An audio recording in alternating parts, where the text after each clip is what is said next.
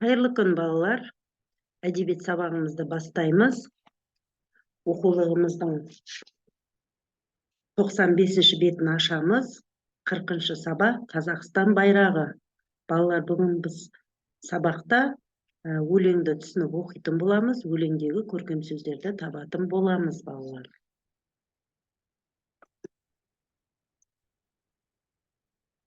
Балалар, бүгін біз Мұзафар Әлімбай балалар ақынымен танысатын боламыз.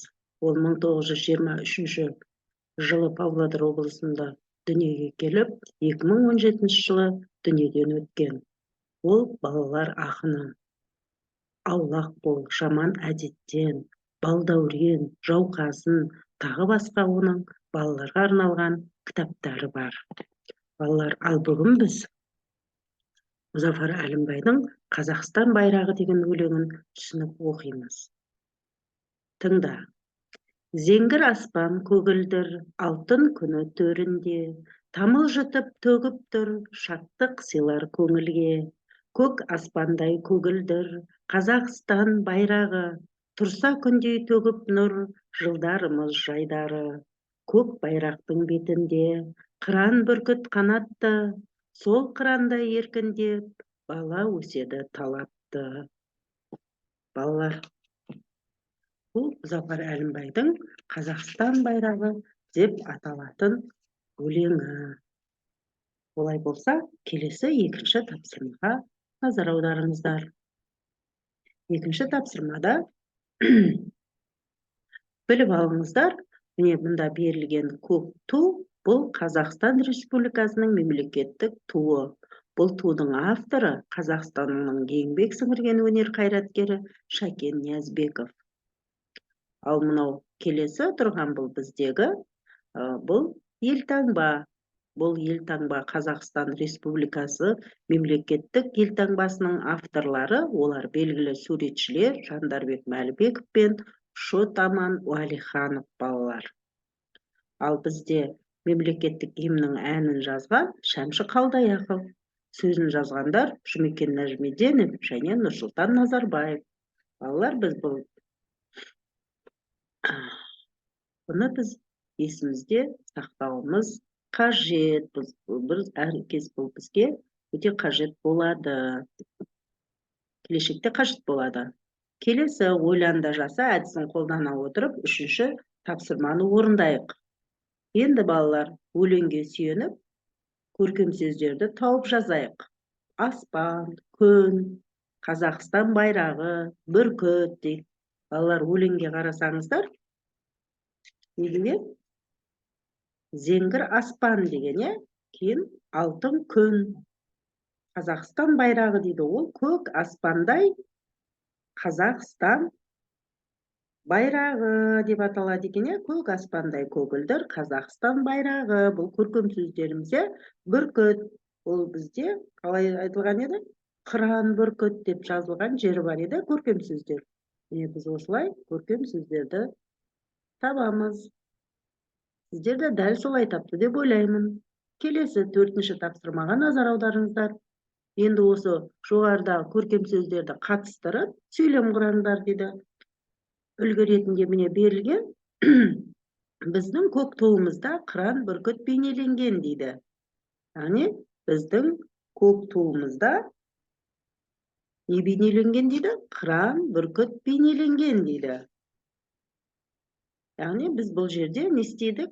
Мына қыран бүркіт туралы көркем сөзді қатыстырып сөйлем құрадық.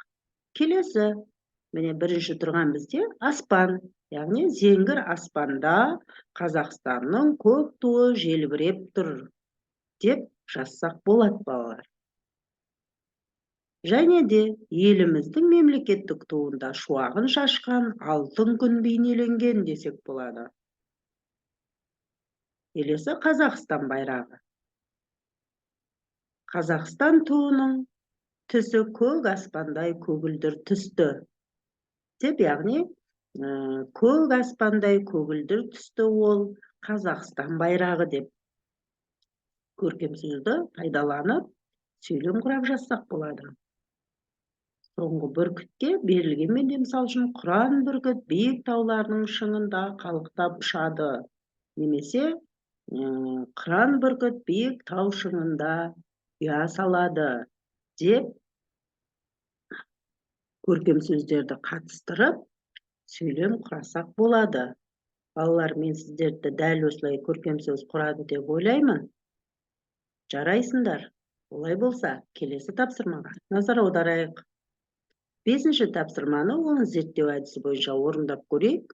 Еліміздің рәміздері туралы топ алдында сөйлеу жасап, оны қорғаңдар дейді. Әрине, бұл сыныпта орындалатын жұмыс, балалар. Біз әрқашан 3 топқа бөлінеміз, немесе 4 топқа бөлініп, сөйлеу жобасын жасап қорғасақ болатын еді.